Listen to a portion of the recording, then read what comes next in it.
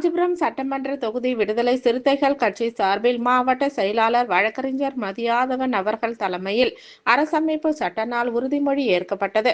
புரட்சியாளர் அம்பேத்கர் அவர்கள் இந்திய அரசியலமைப்பு சட்டத்தினை எழுதி அதனை நாடாளுமன்றத்தில் அரங்கேற்றம் செய்யப்பட்ட 75வது ஆண்டில் விடுதலை சிறுத்தைகள் கட்சியின் சார்பில் காஞ்சிபுரம் ரயில்வே சாலையில் உள்ள புரட்சியாளர் அம்பேத்கர் சிலைக்கு மாலை அணிவித்து வீரவணக்கம் செலுத்தப்பட்டது. பிறப்பின் அடிப்படையிலான உயர்வு தாழ்வு எனும் பாகுபாடுகளை கலைந்து அனைவருக்கும் சமநீதி, சுதந்திரம், சமத்துவம், சகோதரத்துவம் பேணப்பட வேண்டும். சனாதன சக்திகளை தனிமைப்படுத்தவும், ஜனநாயக சக்திகளை ஐக்கியப்படுத்தவும் அரசமைப்பு சட்ட நாளில் உறுதிமொழி ஏற்கப்பட்டது.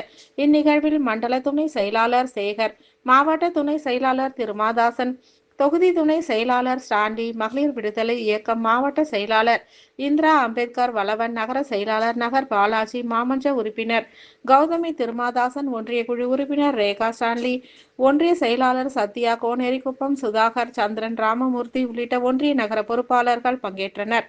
கலந்து கொண்ட அனைவருக்கும் நகர பொறுப்பாளர் வினோத்குமார் நன்றிகளை கூறினார். வென்றெடுப்போம் வென்றெடுப்போம் வென்றெடுப்போம் வென்றெடுப்போம் ஜனநாயகத்தை வென்றெடுப்போம் வீர வணக்கம் வீர வணக்கம் வீர வணக்கம் வீர வணக்கம் புரட்சியாளர் அம்பேத்கருக்கு தந்தை பெரியாருக்கு விடுதலை சிறுத்தைகள் வீர வணக்கம் புரட்சியாளருக்கு ஒப்படைத்த நாள் இன்று நவம்பர் 26 அவர்கள் தமிழ்நாடு முழுக்க இருக்கிற அம்பேத்கர் சிலைகளும் கட்சி அலுவலகங்களும் அரசமைப்பு சட்டத்தின் முகப்புரியை உறுதிமொழியாக எடுக்க நமக்கு அறிவுறுத்தியிருக்கிறார். அளப்பரிய பேர் உழைப்பால் படித்து வகுத்தளிக்கப்பட்ட இந்திய அரசியலமைப்பு சட்டம் நவம்பர் 26 இன்று அச்சட்டத்தின் அடிப்படை கூறுகளான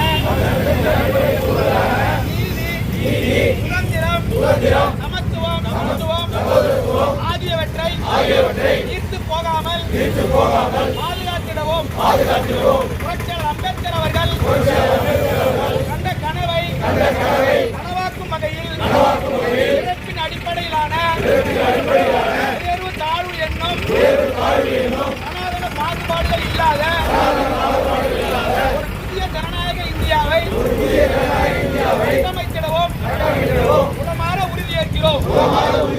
அரசமைப்பு சட்டம் என்னும் அம்பேத்கர் சட்டமானது மனுஸ்மிருதி என்னும் மனு சட்டத்திற்கு நேர் எதிரானதாகும். எனவே அம்பேத்கர் சட்டத்திற்கு மனுவாத சக்திகளால் வேறு ஆபத்து சூழ்ந்துள்ளது. மிக பெரும் கேடான இச்சூழலில் இருந்து